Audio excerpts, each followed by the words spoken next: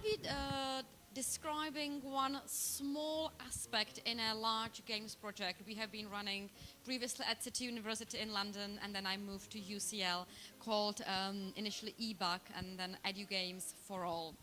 And this particular talk from this large EU project is looking at the role of tutorial to decrease the dropout rate when children are playing interactive games.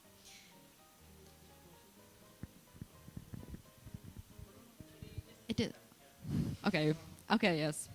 So, as I said, the DG SeGAH funded a large pan-European EU project teaching children about the basics of bacteria and viruses and basics of hand hygiene and respiratory hygiene and a prudent use of antibiotic resistance. So it was a part of the DG SeGAH sort of health awareness program where there were two components of this. There was a pack which was developed by Health Protection Agency in the UK, translated by 10 countries in Europe, and it went to schools. And this was complemented by two sets of games, one designed for the junior children, age 8 till 12, using a platform game, much more interactive, kind of shooting the bed bugs and washing them away to evoke the understanding of hygiene. And then the senior game for the older kids from the senior schools, of 12 till 16 years old, again, developed in the UK by us and then shipped out in 10 languages into all those countries, trying to get kids interested in an investigative way, kind of CSR-style games, to understand how outbreaks develop and what they can do to stop them. So the infection detective game. So we had obviously some kind of crime scene. So the player is sent to some country to investigate an outbreak and is given a task to find out what happened and stopped it. So just like in CSI, you can visit various locations, you can collect your evidence, you can get it tested by a microbiological lab to find out if it's a fungi or a bacteria. You can speak to various characters to assess their hygiene requirements and compliance, etc. And at the end, you go back to your manager and you report back what is the outcome of your investigation and who caused the outbreak. So as I said, the target groups were 12 to 16-year-olds, and we developed initially 3 missions. One mission was called the Bad Bacteria at a Barbecue, which was stressing the importance of hand hygiene, especially hand hygiene after using toilets, which seemed to be an issue in particular for boys. Then the second one was called When Bugs Go Wild. So it was about a sports team not actually cleaning their socks and then developing fungi infection, which was then spread. And the last one was about antibiotic overdose, which was causing antibiotics not to work and causing an infection to spread in certain country. So these 3 games were developed and translated, and then we developed a number of variations, each testing particular aspect of the game or changing some of the mechanics or the story to actually understand how kids are learning and what are the differences in the countries. So just to give you an example, so one of the learning objective, which was defined by the DG SeGAH and by the advisory board from the project, which was composed by experts from microbiology and educational backgrounds from Europe, was, for example, that there are 3 kinds of bacteria. There are fungi, bacteria, and viruses, and they differ in sizes. So the kids should remember that fungi are the biggest, for example.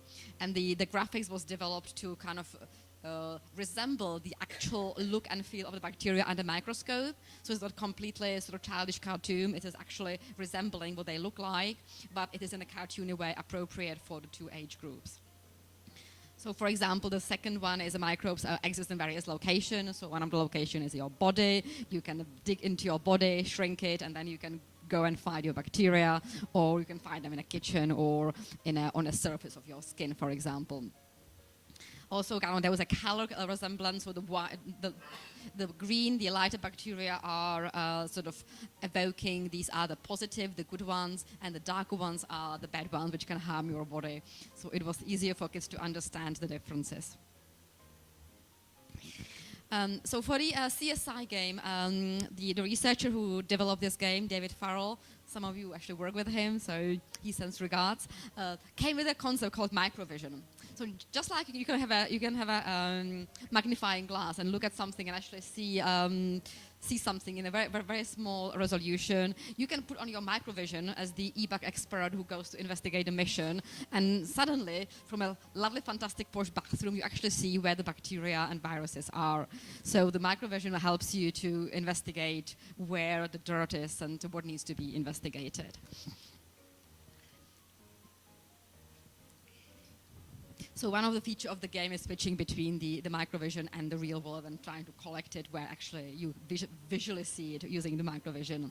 As I said, the other feature of the CSI game is basically speaking to various characters and finding out what they did, how sort of compliance their business is. Like in this case, one of the story was, could the outbreak be caused by cleanliness issues in the kitchen? So this chef is thoroughly interrogated and he has to explain that his chopping board has been washed and he's not cross-contaminating it with meat and vegetable, and he has to basically justify his behavior, and then the outcome is taken back to the manager. So again, this is understanding the basics of a kitchen hygiene. And wherever the Microvision shows there's a bacteria or abundance of bacteria, these could be collected and they are put into the phone for an evidence. And this intrinsic evidence is taken to the lab and it could be evaluated in terms of what kind of bacteria or viruses were actually found on the crime scene. Well, how would you evaluate this game? And we have done a lot of work looking into what are the right frameworks for evaluation, how do we ask the right questions, how do we set the settings to actually collect some realistic answers indicating what educational impact these serious games have. And it was really good to see the first keynote speaker by Igor on the first day, actually looking at so many different paradigms. Because from the medical world, what gets published, what is expected, is a pre and post study. But then if you do pre and post study, you typically have a sort of artificial setting where you have to go to school, kids fill in questionnaire, play the game, fill in the questionnaire again, and you compare it. The trouble is, like with kids, they hated the questionnaires. So they were not filling it correctly. They didn't want to put down their name. So just looking at the pairs of questionnaires was a major challenge. They were putting down their nicknames, so we have to compare and make pairs by handwriting. So there are loads of real-world challenges with these kind of evaluation.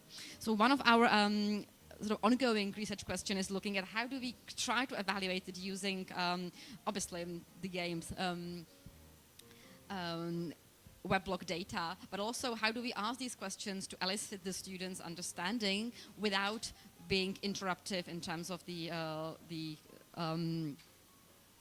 questionnaire traditional methodology. Same way the player can ask questions from the cook or from any other character, the character can ask questions back and they can choose A or B answers. So in a way, it's a part of the story where they don't actually feel any loss of immersions or interest. They are just fully integrated into the narrative and helps us to understand what knowledge they actually had. And at the end, they have a debriefing phase when they report what actually happened and they go back to the boss and the game, they either win or not.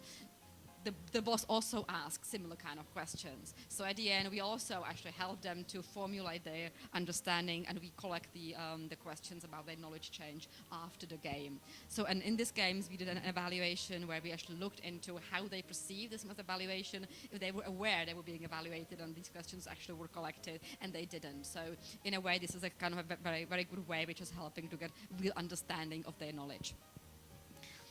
However, in this paper, I'm going to focus on the issue of dropout. As you know, the game's dropout is what happens. With this particular game, we initially had, when we did beta testing in the UK school, we had a really high dropout rate.